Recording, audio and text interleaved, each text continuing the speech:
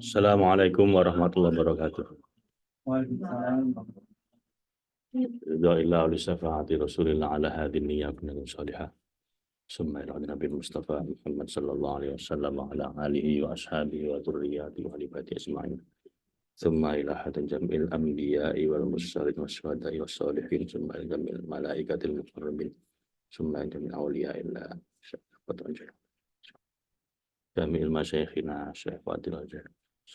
Wali walidina warhamhuma kama rabbayana shighara. Al-Fatihah. A'udzu billahi minasyaitonir rajim. Bismillahirrahmanirrahim. Alhamdulillahi rabbil alamin. Arrahmanir rahim. Maliki yaumiddin. Iyyaka na'budu wa iyyaka nasta'in. Ihdinas siratal mustaqim. Siratal ladzina an'amta 'alaihim ghairil maghdubi 'alaihim waladdallin. Amin. Subhanaka la ilma lana illa ma 'allamtana innaka antal alimul hakim. Allahumma anfa'na bima 'allamtana wa 'allimna ma yanfa'una. Raditu billahi rabba bil islami dina bi Muhammadin nabiyya wa rasulah. Rabbi zidni ilma warzuqni fahma. Amin. A'udzu billahi minasyaitonir rajim. Bismillahirrahmanirrahim. Allahul ladzi lahu ma fis samawati wa ma fil ardi wa wailul lil kafirina min adzabin syadid.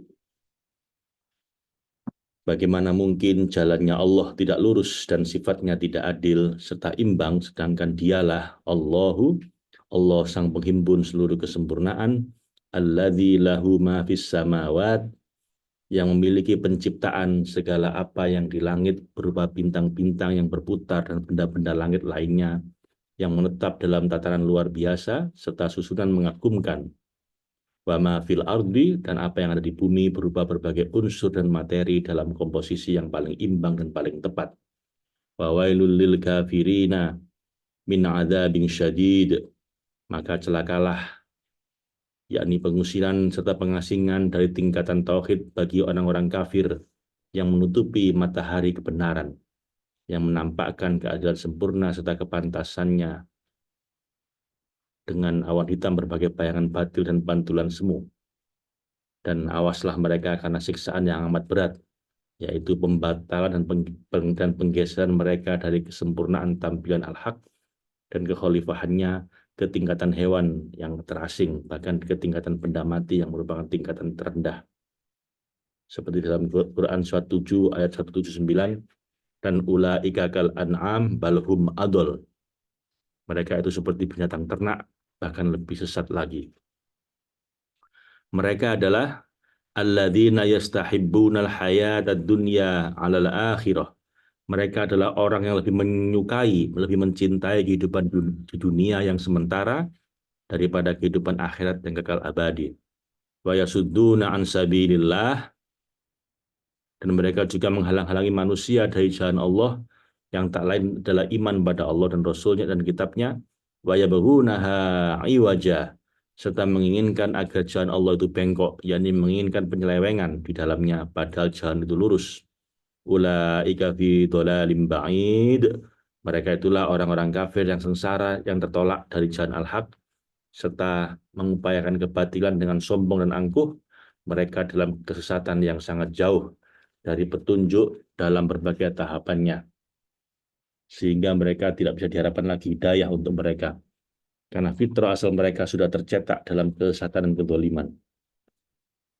Wa ma arsalna mir rasulin illa bilisani qaumih. Kami tidak mengutus seorang rasul pun kepada suatu kaum melainkan mereka akan berbicara dengan bahasa kaumnya, yakni dengan bahasa yang selaras dengan bahasa kaumnya, agar mereka memahami perkataan sang rasul. Liyubayyina lahum, supaya sang rasul dapat memberi penjelasan pada mereka tentang jalan tauhid serta menjauhkan mereka dari kebalikan tauhid dan kewajiban serta kapasitasnya hanyalah menyampaikan. Fayudillullahu may yasha, lalu Allah yang maha menyesatkan dan maha menghinakan hamba-hambanya, menyesatkan siapa saja yang dia kehendaki untuk disesatkan dan dihinakannya berdasarkan kuasa dan keagungannya. Wa yahdi may yasha, dan memberi petunjuk pada siapa saja yang dia kehendaki untuk diberinya petunjuk pada zatnya. Wa huwal azizul hakim, dan dialah Tuhan yang maha perkasa, lagi maha bijaksana dan maha sempurna dalam perbuatan dan keinginannya. Kemudian Allah berkisah tentang pengutusan Nabi Musa alaihissalam kepada kaumnya saat pertikaian dan pertentangan di antara mereka telah menyeruak tajam dan mereka telah menyimpang dari jalan al-haq agar kaum mukmin menerima nasihat dari pelajaran darinya. Allah berfirman, "Wa laqad arsalna Musa biayatina." Sungguh kami benar-benar telah mengutus dari makom keutamaan dan kebaikan kami, yaitu Musa yang diteguhkan dengan membawa ayat-ayat kami yang luar biasa, seperti tongkatnya, tangannya yang bisa bercahaya, dan mukjizat lain yang tampak di tangannya. Dan kami perintahkan padanya, an akhrij qaumaka minadz dzulumat. Keluarkanlah kaummu yang tersesat dari jalan lurus dengan mengikuti hawa nafsu mereka dari berbagai kegelapan seperti kekufuran, kefasikan, kemaksiatan, taklid dan terkaan yang muncul dari angan dan hayalan serta menimbulkan keberbilangan lawan dari keesaan yang melahirkan keakuan yang merupakan kegelapan hakiki. Minadz-dzulumati ilan nur, menuju cahaya, yaitu cahaya terang benderang hakiki yang tak lain adalah keberlakuan tauhid dan keesaan zat yang meruntuhkan berbagai idhofah, kesaling hubungan serta keberbilangan. Wa dzakirhum bi ayamillah.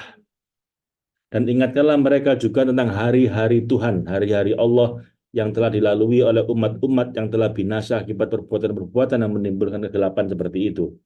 Semoga saja mereka mengambil pelajaran dari mendengarkan itu, serta berpaling dari berbagai keburukan dan kehinaan yang mereka sedang jalani. Inna fi dzalika la ayatil likulli sabbarin syakur. Sesungguhnya yang demikian itu dalam mengingat berbagai peristiwa besar dan bencana dahsyat yang demikian itu terdapat tanda-tanda kebesaran kami dan petunjuk serta ibrah yang nyata bagi setiap orang mukmin yang mengambil pelajaran dari hal semacam itu,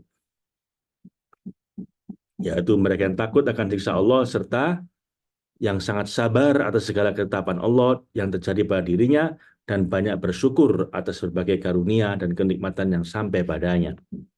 Wa idh qala Musa liqaumihi, dan ingatlah wahai Rasul yang paling sempurna ketika Musa berkata pada kaumnya manakala dia ingin menyebutkan begitu banyaknya nikmat dan kebaikan Allah yang telah diberikannya kepada mereka agar mereka malu untuk melanggar perintah Allah serta malu untuk meninggalkan ketaatan penyembahan pada Allah. Udhkuru ni'matallahi alaikum.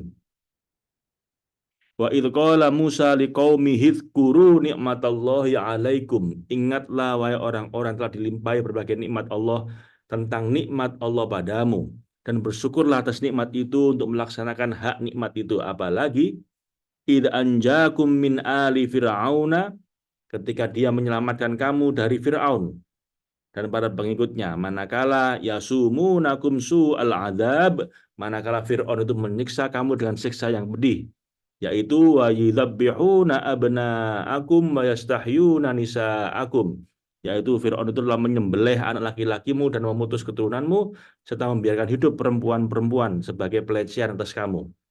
Wa fi dzalikum bala'um mir rabbikum azim, dan yang demikian itu terdapat bala, musibah besar yang turun dari Tuhan kamu, karena itu merupakan takdir Allah atas mereka dan tidak ada bencana yang lebih besar daripada cobaannya.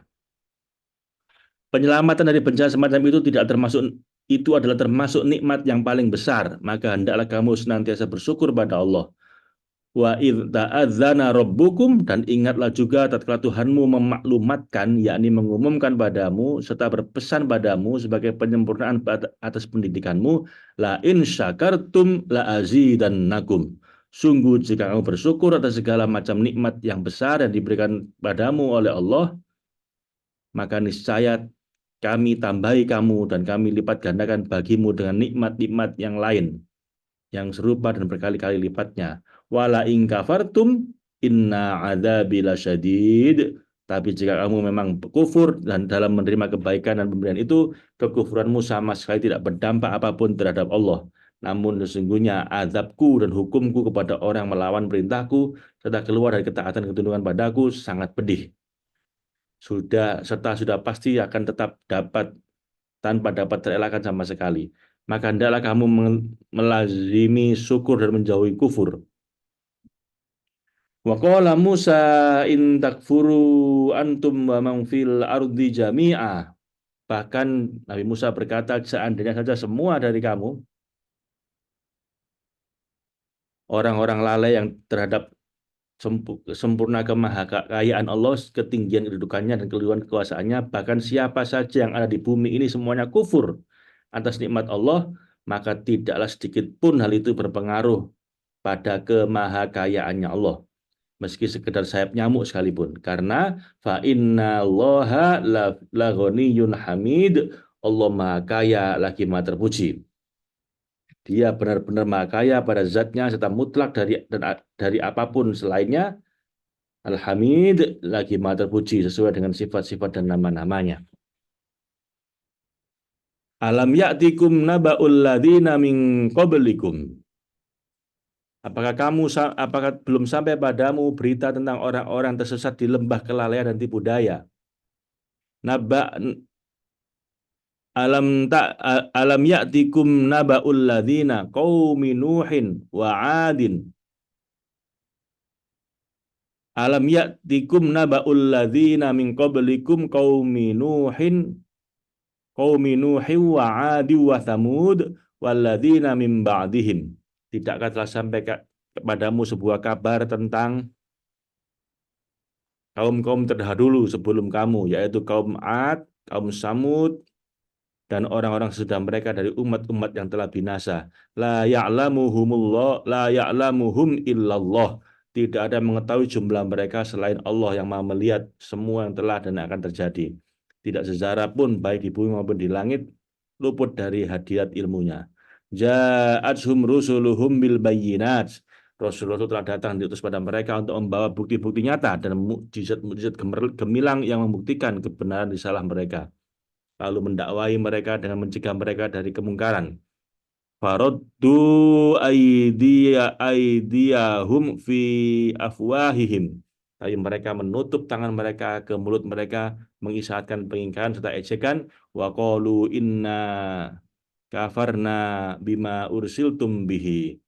Dan mereka berkata, sesungguhnya kami mengingkari, yakni kami mengakui kekufuran kami melalui mulut kami. Seakan-akan dengan kalimat tersebut mereka memberitahukan kekufuran mereka untuk membenarkan dan mengakui sikap kufur melampaui batas mereka. Bima ursiltum bihi, sesungguhnya kami mengingkari ajaran yang kamu bawa kepada kami dari sisi Tuhanmu berupa Tuhan yang Esa, tumpuan segala sesuatu yang memiliki seluruh sifat kesempurnaan, serta Sang Pencipta segala sesuatu, dan bagaimana kami bisa percaya padamu. Wa inna lafi syakkim mimma tad'unana ilaihi murib. Sesungguhnya kami terhadap apa-apa yang kau serukan pada kami benar-benar ragu dan gelisah dan mengantar kepada pengingkaran, karena apa yang bersifat demikian tentu lebih terang dari matahari, tetapi ia malah lebih tersembunyi daripada segala sesuatu, bahkan tidak memiliki wujud sama sekali.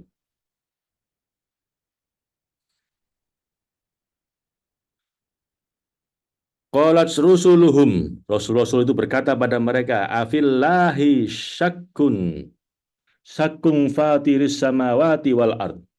Apakah ada keraguan dan kebimbangan tentang Allah yang bertajalli di berbagai penjuru dengan keesaan haknya, Sang Pencipta langit dan bumi yang menjadikan keduanya ada dan memunculkan keduanya dari ketiadaan tanpa bahan dan waktu.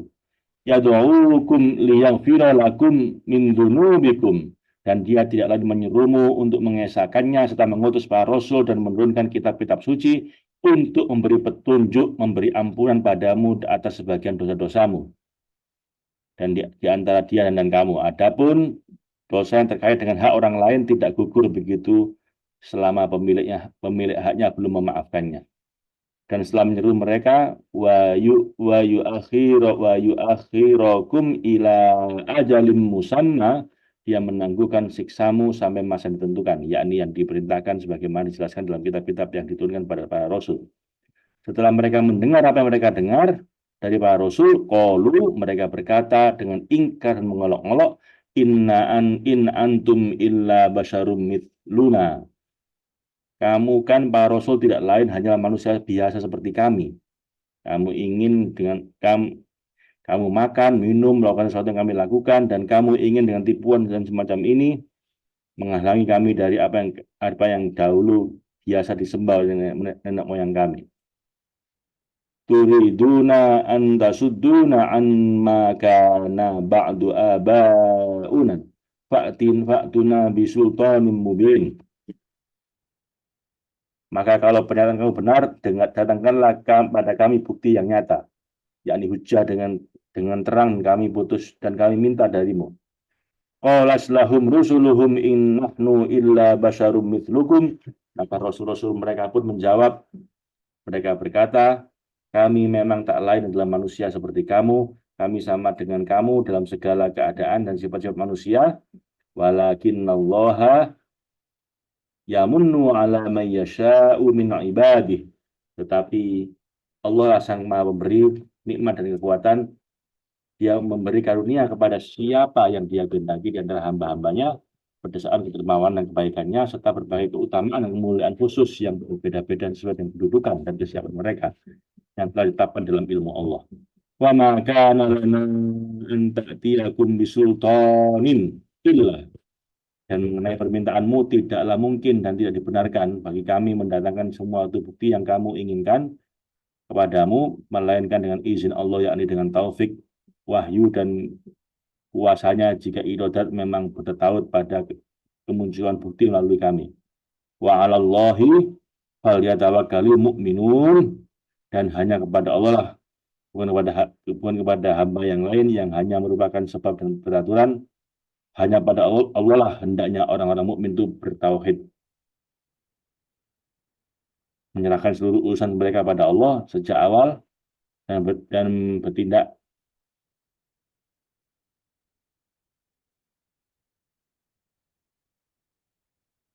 hendaknya orang-orang mukmin yang bertauhid menyerahkan seluruh urusan mereka pada Allah sejak awal dan pada zatnya, serta tidak meyakini adanya daya dan kekuatan selain pada Allah yang Maha Berdiri sendiri dalam zat, sifat-sifat, dan perbuatan-perbuatannya. Pada Allah lah orang mukmin harusnya bertawakal. Shadaqallahul adzim, shadaqa rasulul karim, ala dzalika.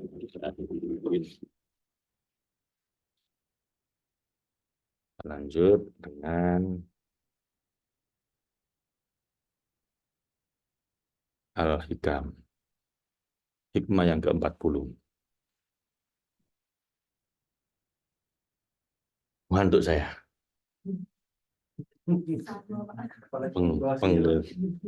Apa di sebelah sini ya? Enggak apa-apa, wis. Tasawwufuka ila ma batana fika minal uyubi khairum min tasawwufika ila ma hujiba anka minal huyub. Your being on the lookout for the vice hidden within you is better than your being on the lookout for the invisible realities veiled from you. Perjuanganmu untuk mencari-cari kekurangan yang tersembunyi dalam dirimu lebih baik daripada usahamu membuka tirai kegaiban yang masih tersembunyi darimu. Nah, ini penting. Kadang-kadang bagi para pejalan ruhani ini pengen ada apa? Karomah-karomah. Menyingkap tirai kegaiban gitu ya, ditunjukkan hal-hal yang gaib sama Allah. Lah, kata Imam Athaillah, wis gak usah kayak gitu. Mending kamu buka tirai kekurangan dirimu sendiri. Nah, gitu. Untuk kamu ketahui buat dirimu, bukan untuk diumbar ke orang lain ya. Jadi kita nggak boleh mengumbar apa kekurangan dosa kita ke orang. Sesuatu yang ditutupi oleh Allah, dirahasiakan oleh Allah, jangan dibuka. Gitu. Jadi orang itu kalau maksiat diam-diam, kemudian merasa malu, merasa bersalah, tobat, itu Allah suka. Lah yang Allah gemes itu adalah udah maksiat terang-terangan. Menunjukkan, memamerkan maksiatnya. Aku kemarin, waduh, ngomong habis maksiat. Nah itu artinya habis maksiat kok malah nggak tambah malu, tambah pamer-pamer. Lah itu artinya nantang gitu.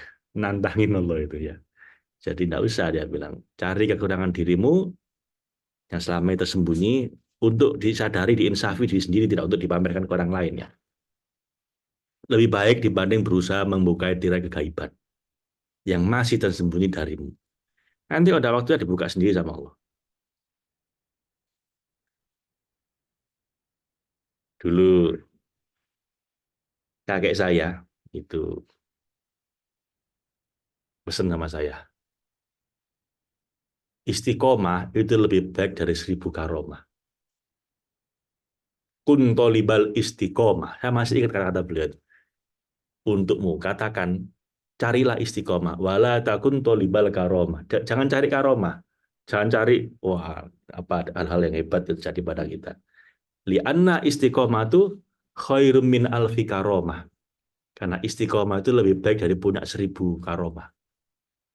Wal istiqomah itu ainul karomah. Dan sesungguhnya istiqomah itulah sejatinya karomah. Jadi kalau bisa istiqomah itu berarti kamu udah punya karomah gitu. Bukan ada keajaiban-keajaiban yang aneh-aneh gitu. Kata orang arif, bila jadilah hamba Allah yang selalu ingin mencapai istiqomah. Jangan menjadi hamba yang menuntut karomah. Karena istiqomah itu berarti menunaikan kewajiban, sedang karomah itu berarti menuntut kedudukan. Sedang karomah atau kedudukan diberikan Allah itu kepada seorang wali, itu hanyalah sebagai hasil dari istiqomah. Kadang-kadang orang nggak mau istiqomahnya, pinginnya karomahnya. Kalau kakak saya bilang, tirakatnya nggak mau, mintanya karomahnya. Ya. Repot. Ibu-ibu ini, Mbak, harus tirakat. Supaya anaknya nanti gampang. Iya, di tradisi pesantren itu, ibu-ibunya itu ahli tirakat. Ya, ya puasa, ya berdoa, ya menjaga diri. Apa? Demi anak-anaknya. Kalau pengen anak kita hidupnya gampang, yang punya anak ini Bu Titi, Mbak Lia, siapapun itu ya harus berani tirakat. Saya ngasakan sendiri itu. Zendi dari kecil soleh, anak saya yang pertama. Karena waktu itu saya lagi kenceng-kencengnya tirakat. Gimana nggak punya pekerjaan, pengantin baru, baru saya puasa, terus usul. Ya jadinya begitu. Tapi begitu anak kedua, ketiga udah mulai enak. Jadi udah kurang tirakatnya.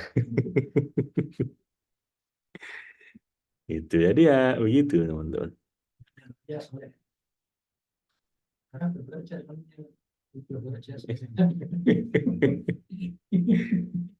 Ya, kita harus apa gitu.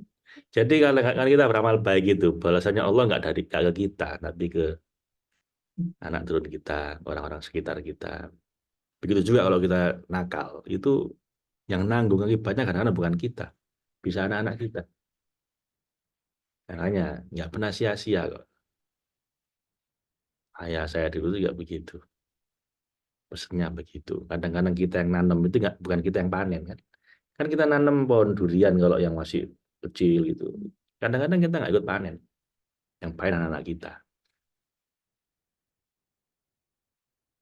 Istiqomah berarti tetap dalam ubudiyah, dalam penghambaan. Tidak berubah iman kepercayaannya pada Allah. Ini di sini nggak disebutkan bahwa istiqomah itu harus puasa Senin Kemis terus gitu. Atau tahajud terus. Ya itu bisa disebut istiqomah, tapi itu istiqomah dalam amal. Tapi ada istiqomah dalam penghambaan. Amalnya bisa ganti-ganti. Bisa kadang sedekah, kadang tahajud. Kayak saya ini disuruh istiqomah dalam amal susah karena bosenan. Ya, kurang disiplin. Kalau anak saya itu bisa. Jadi itu udah satu, udah itu terus. Saya ini nggak bisa. Jadi istiqomah sholat tahajud itu nggak bisa. Kadang ngantuk, kadang ketiduran, kadang tahajud. Saya enaknya gitu. Puasa tuh dulu saya puasa itu lumayan istiqomah tuh puasa Daud, puasa Senin Kemis. Sekarang udah nggak bisa. Baru mau puasa diajak Mas Hari makan-makan ya saya buka puasa. Iya tuh. Zikir dulu bisa kuat 2-3 jam, sekarang saya nggak lama-lama. Zikir istighfar, syukur, sholawat. Zikir saya habis sholat gitu. Saya itu istighfar, saya habis sholat, saya itu istighfar. Habis itu syukur, ya Allah masih diizinkan untuk sujud. Bukan karena rezeki banyak, diizinkan sujud. Ya.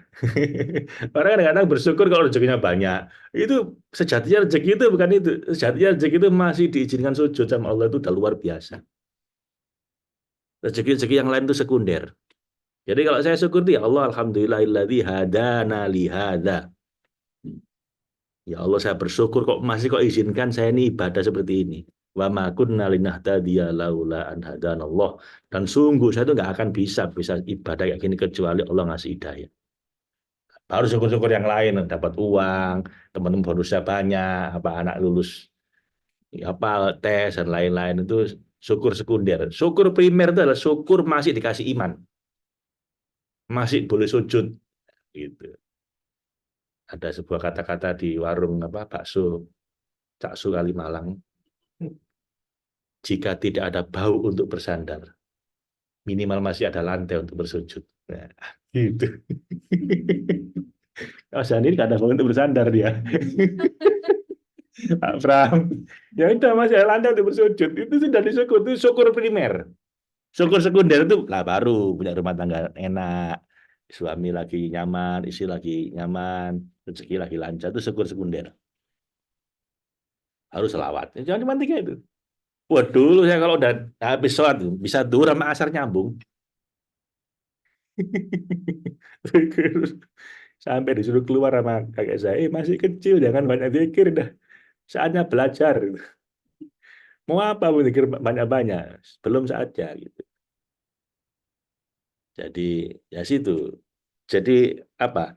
Bukan istiqomah amal, tapi di sini dikatakan yang namanya istiqomah itu adalah istiqomah dalam penghambaan pada Allah. Amanah bisa ganti-ganti kalau saya bosenan ya sudah ganti-ganti kadang sedekah, kadang sholat malam, kadang ini pokoknya yang diistiqomahkan adalah hatinya. Tidak berubah iman kepercayaannya pada Allah dan tidak berubah penghambaannya pada Allah. Ya, itu istiqomah. Itu istiqomah saya begitu sekarang. Dulu istiqomah yang amal. Sekarang yang penting istiqomah hatinya, amalnya ganti-ganti. Tapi yang penting dalam koridor amal kebaikan. Nah, dalam doa kita kan dalam tiap pagi itu, Rabbana la tuzigh qulubana ba'da idh hadaitana. Ya Allah, jangan kau geser lagi hati saya, hati kami, setelah kau berikan saya jalan cinta menuju padamu. Jadi yang nggak pernah geser, mudah-mudahan jalan cintanya. Amalnya bisa macam-macam. Biar nggak bosan juga, karena saya bosenan. Jadi variasi gitu ya. Amalnya bervariasi, yang penting tetap dalam koridor jalan cinta menuju Allah. Istiqomah berarti tetap dalam ubudiyah, tidak berubah iman kepercayaannya pada Allah, kepada ketuhanan Allah, kekuasaan Allah, kebijaksanaan Allah, baik dalam sehat ataupun sakit, senang ataupun susah, suka ataupun duka, kaya ataupun miskin. Nah, ini istiqomahnya. Kadang-kadang orang itu diuji kaya bisa, diuji miskin nggak kuat.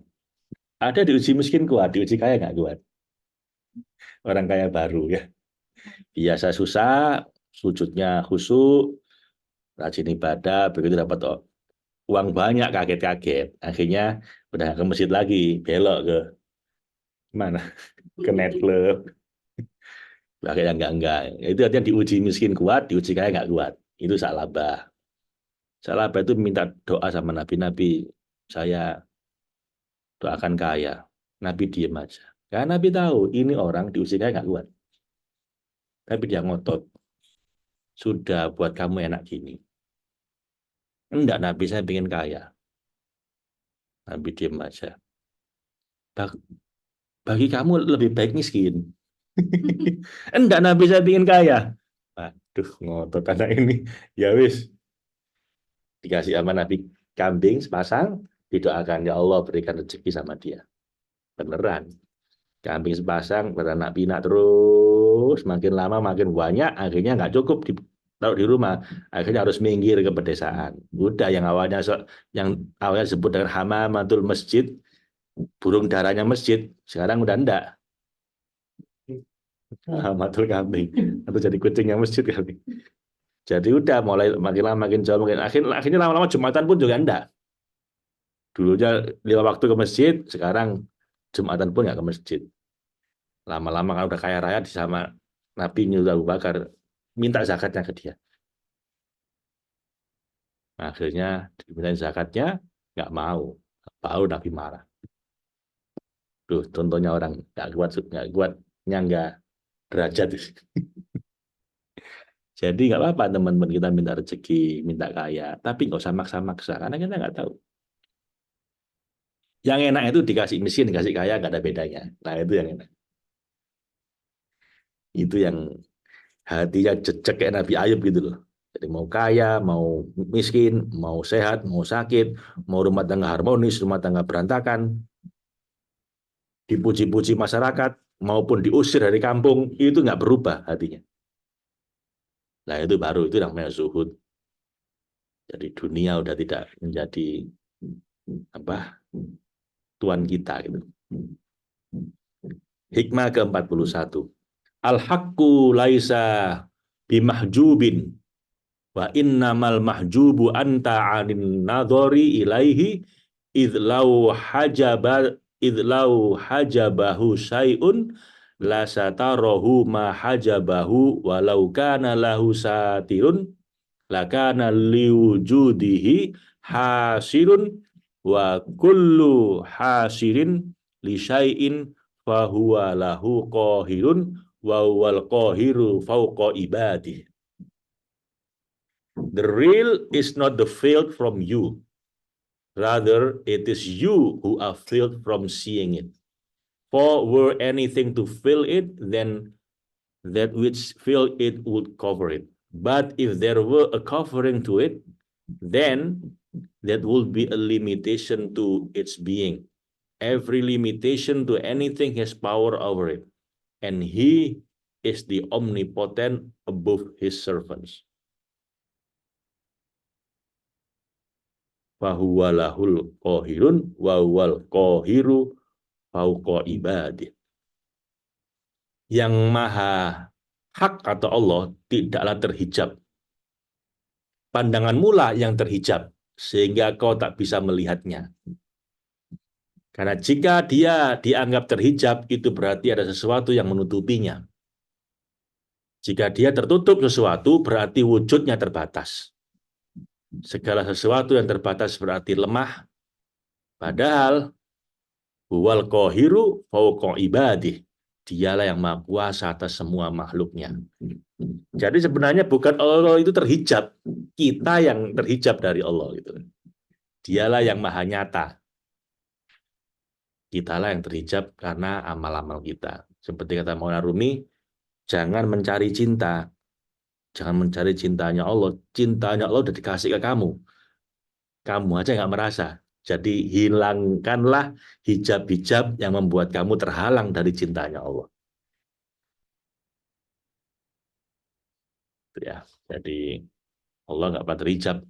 Kita yang menghijab diri kita dengan Allah. Ukhruju min awsafi basariyatika angkulli wasfin munakisin li'ubudiyatika litakuna linida'il haqqi mujiban wa min hadratihi qoriban. Among the attributes of your human nature, draw away from everyone that is incompatible with your servanthood, so that you may be responsive to the call of God and near his presence. Kikislah sifat-sifat kemanusiaanmu yang menghalangi penghambaan dirimu pada Allah, supaya mudah bagimu untuk menyambut panggilan Allah dan mendekat padanya. Kikislah sifat-sifat kemanusiaanmu. Apa sifat-sifat kemanusiaan? Katanya gurunya adik saya itu, kamu harus sering gunting kuku. Gunting kuku. Dikit-dikit ngomong aku harus diguntingin. Tahu maksudnya ya? Ngetoki kuku. Jadi, tahu gunting kuku ya? Nah, itu keakuan kita harus dikikis. Jangan dikit-dikit yang penting saya, buat saya bagaimana. Nggak dihormati dikit, tersinggung. Nggak dipanggil ustadz, nggak mau noleh.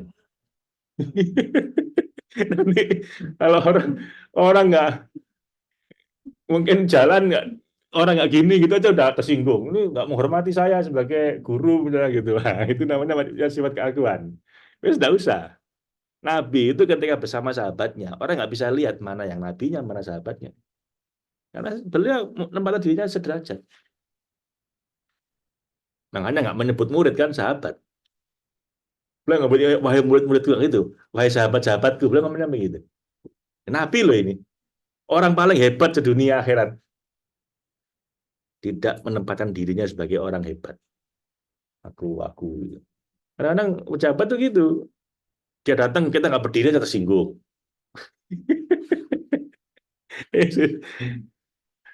Jadi harus dikikis sifat-sifat kemanusiaanmu.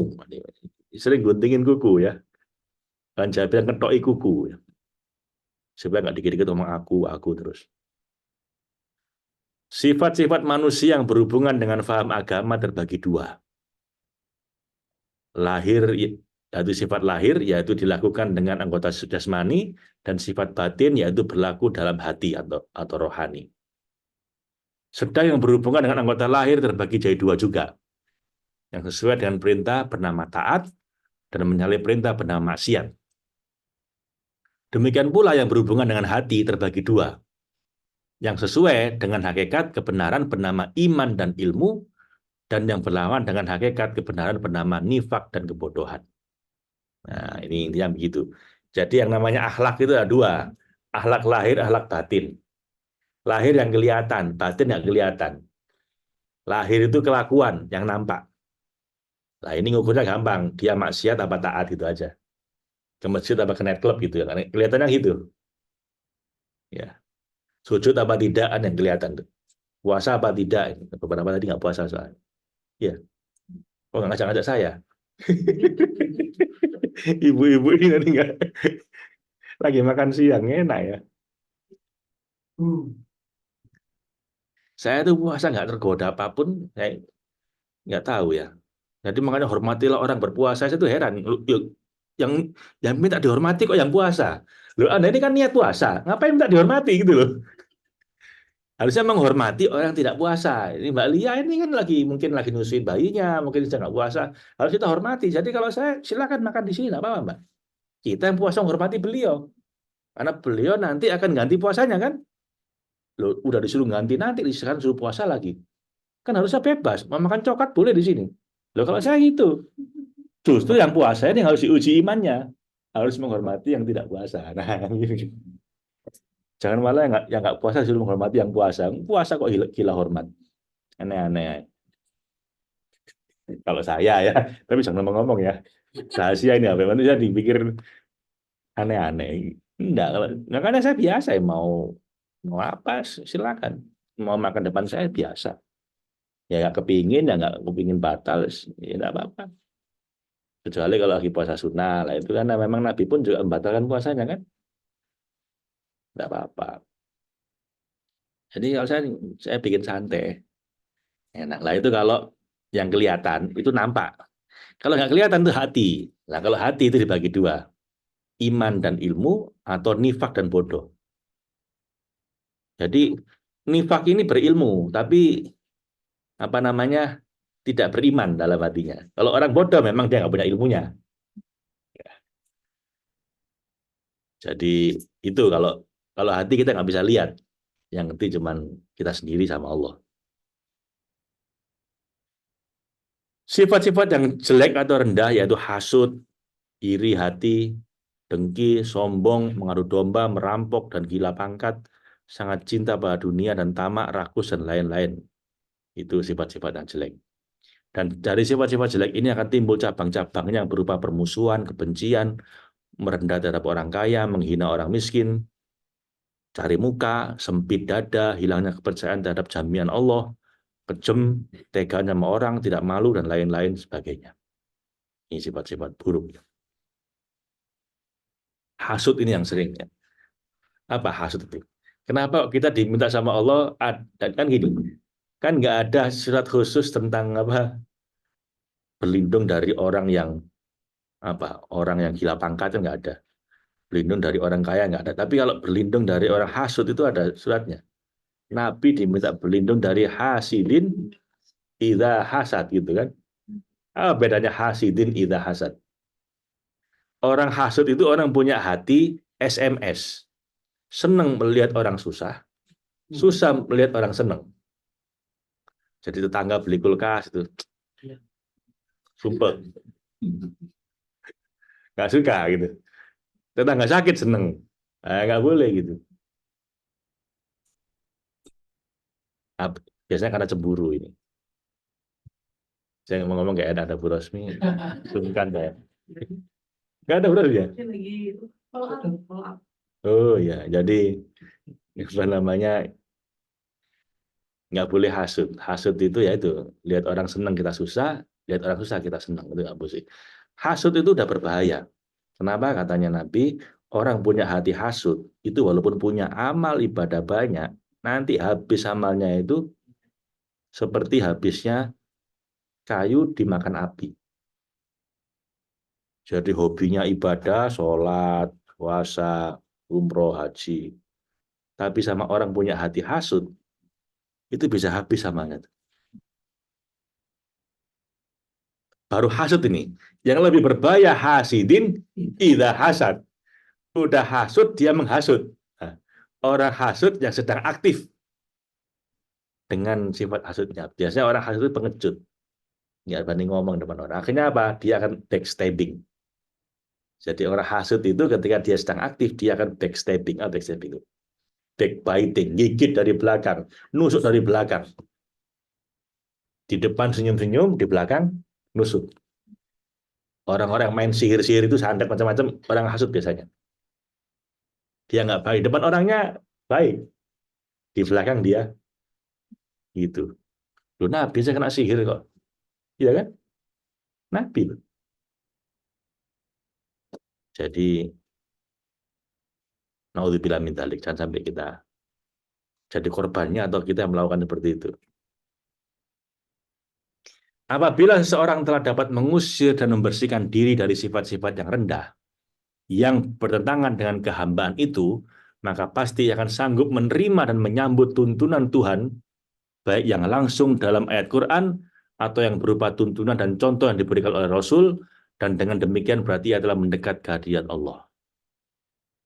Ya itu syaratnya untuk didekati sama Allah itu adalah kita harus menghilangkan dulu sifat-sifat buruk. Nah, kita menyebutnya taholli, menghilangkan diri dari sifat-sifat yang jelek. Ya, banyak gelas penuh dengan kotoran, itu dibuang dulu kotorannya, dicuci dulu. Baru setelah itu gelas ini layak menerima air yang jernih. Tahalli, menghiasi diri dengan hal-hal yang indah, yang baik. Baru setelah kita itu menghilangkan yang jelek, mengisi dengan yang baik, baru kita diizinkan untuk bertajalli. Tajal itu berdekatan dengan Allah. Nah, materi ini nanti kita bahas di program kita namanya apa? Spiritual ecstasy. Jadi bro, mau ngaji-ngaji kok bro, mau apa di sini lah itu. Ya, kita akan bikin program spiritual ecstasy kawan-kawan, Bapak Ibu, tanggal 2 sampai 6 April, 5 hari berturut-turut pada malam-malam Lailatul Qadar. Ya. Kita akan bahas dan praktek bareng bagaimana membersihkan tazkiyatun nafas, mensucikan jiwa kita dengan 3 proses. Yang pertama taholli, membersihkan diri dari sifat-sifat buruk, lalu tahalli, menghiasi diri dengan akhlak-akhlak mulia, baru kemudian semoga Allah berkenan untuk bertajalli, dekat dengan Allah. Ya, kita akan lakukan itu selama 5 hari, ya, malam-malam Lailatul Qadar, ya, tanggal 2 sampai tanggal 6 malam. Tanggal 7 baru kita lakukan healing night dengan Ustadz Sony. Tanggal 8 saya berangkat ke Amerika malam-malam.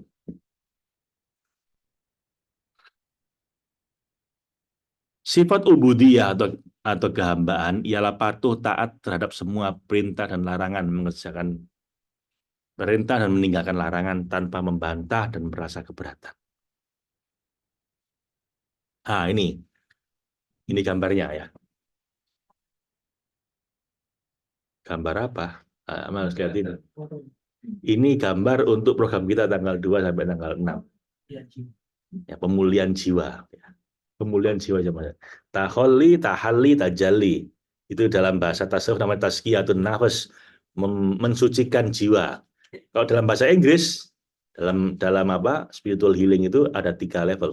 Purification, memurnikan jiwa, lalu beautification, memperindah akhlak, baru kemudian unification, menyatukan rasa.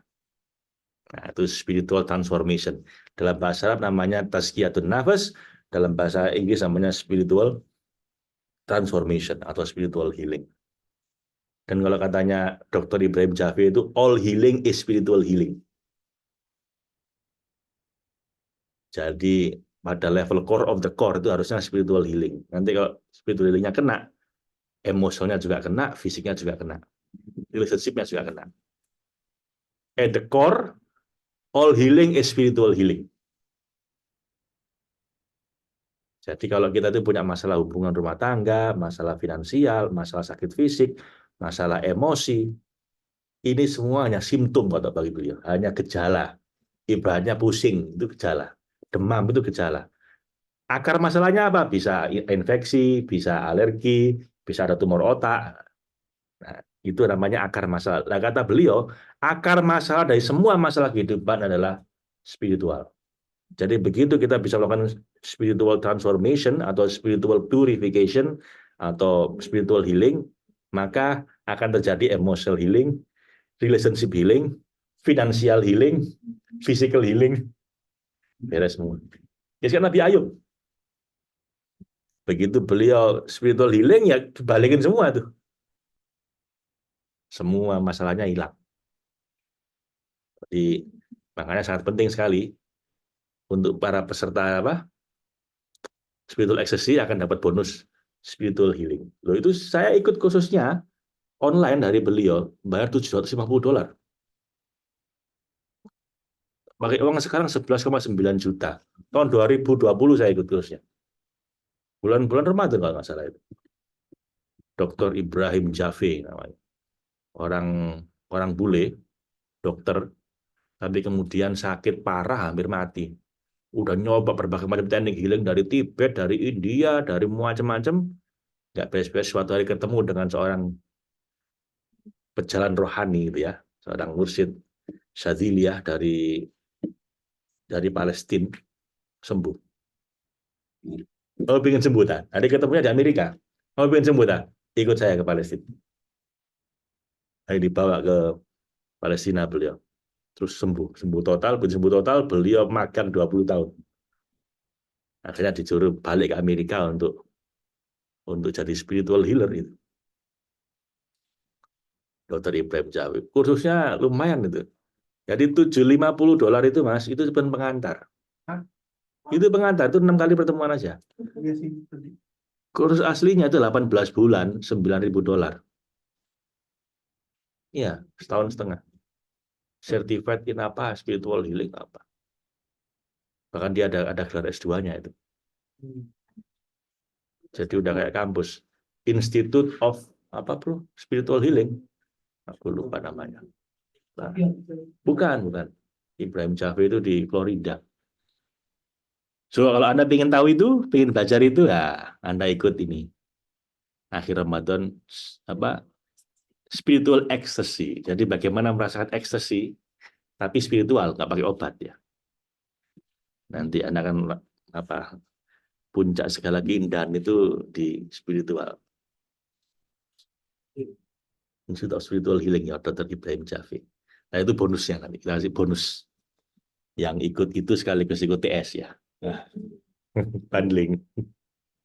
Bonusnya aja $750 ya, 10 juta. 11,9 juta sampai 12 juta bonusnya.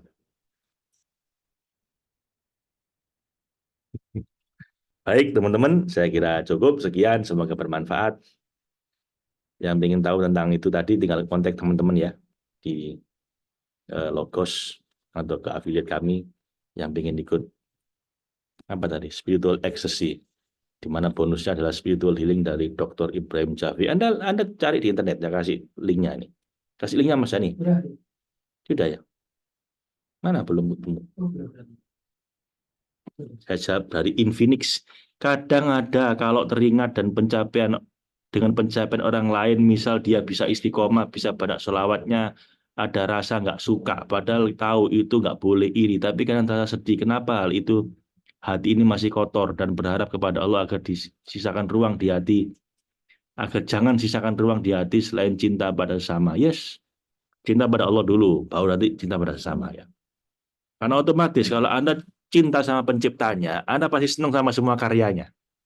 Gitu nggak sih, teman-teman? Kalau Anda cinta sama seseorang, sandalnya Anda senang. Itu ya, genteng rumahnya bisa bikin Anda bergetar. Nah, kalau cinta sama Allah, nanti dengan semua hambanya jadi senang. Bahkan ketika Anda dizolimi sama ciptaannya Allah, Anda nggak sakit hati. Karena Anda anggap dia cuma membawa pesan dari sang penciptanya. Itu rahasianya kenapa Nabi dilempar di Taif nggak sakit hati beliau. Dimusuhi banyak orang, beliau nggak sakit hati. Kenapa? Karena ada cinta sama penciptanya. Sehingga serba maklum sama makhluknya. Makanya saya maklumi semua. Ya, kelakuan orang macam-macam aneh-aneh semua saya maklumi. Utang nggak bayar. Nanti dipercaya khianat. Ada juga yang baik, ada yang ini, yang itu, gini, gitu, gini, gitu. Makanya saya tuh suka nonton film. Kenapa? Karena dari situ saya tahu berbagai macam watak manusia. Nggak harus ketemu mereka. Karena kalau ketemu langsung pencopet, perampok, membunuh, angel. Saya hampir nggak pernah ketemu. Nah, saya ketemu di film biasanya. Saya lihat Criminal Minds. Oh, orang bisa kayak gini ya jahatnya.